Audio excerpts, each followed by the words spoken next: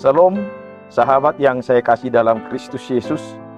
Izinkan kami menyapa saudara dari Jambulu Convention and Hall, Resort Bogor. Kami bersyukur atas karunia Tuhan yang menyertai kita hingga pada saat ini. Kami bersuka cita atas sukacita Bapak Ibu Saudara-saudara melalui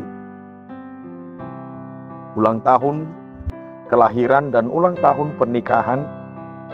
Biarlah berkat Tuhan melimpah atas Bapak Ibu Saudara dengan umur yang panjang serta kebahagiaan.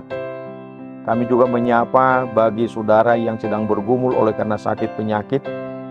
Biarlah Tuhan yang memberkati obat dan makanan agar menjadi saluran kesembuhan bagi saudara sekalian.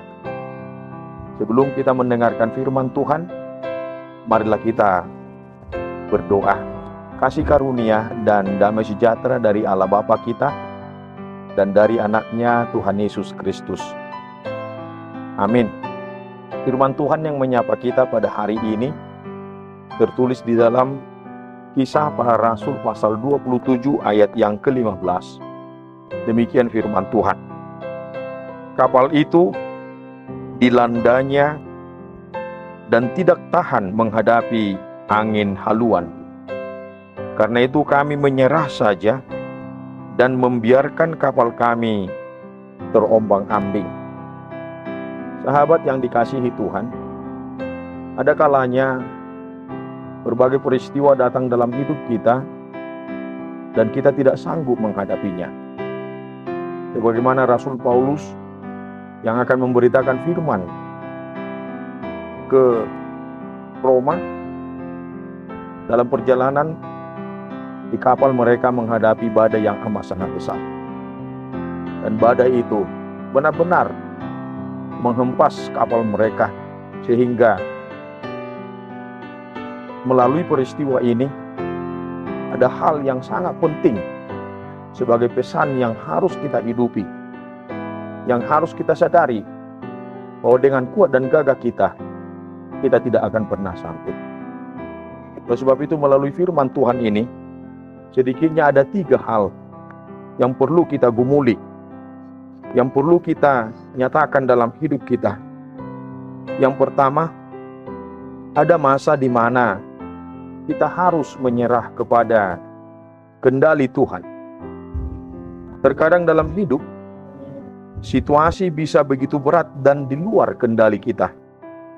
Seperti para pelaut itu, bahkan Rasul Paulus sendiri, kita mungkin harus menyerah, bukan dalam arti putus asa, tetapi menyerahkan sepenuhnya kendali hidup kita kepada Tuhan. Yang kedua, kebijaksanaan dalam menyerah.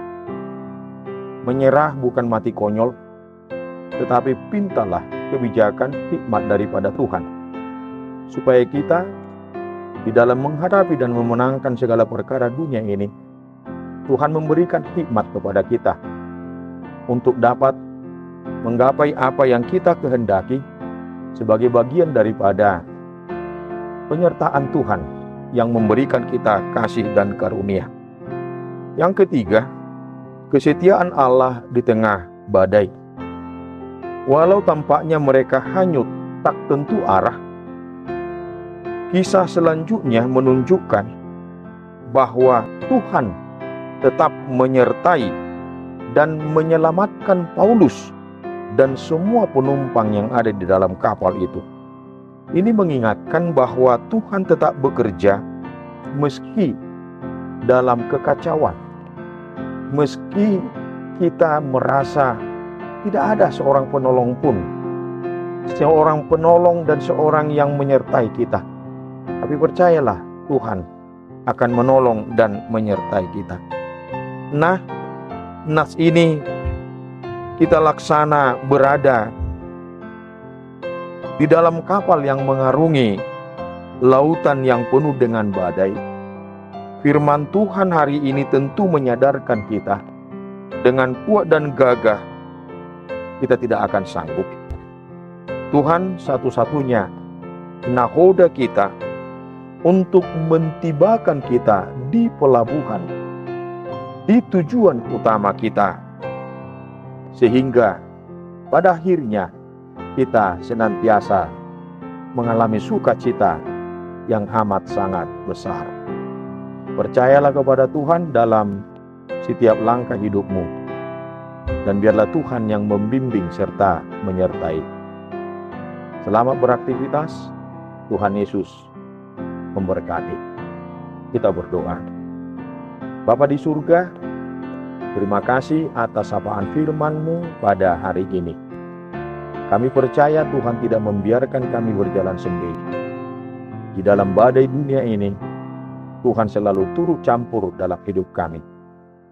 Hanya biarlah kami senantiasa berserah kepada Tuhan dan menyandarkan hidup kami hanya kepada Tuhan. Dalam Yesus Kristus kami berdoa. Amin.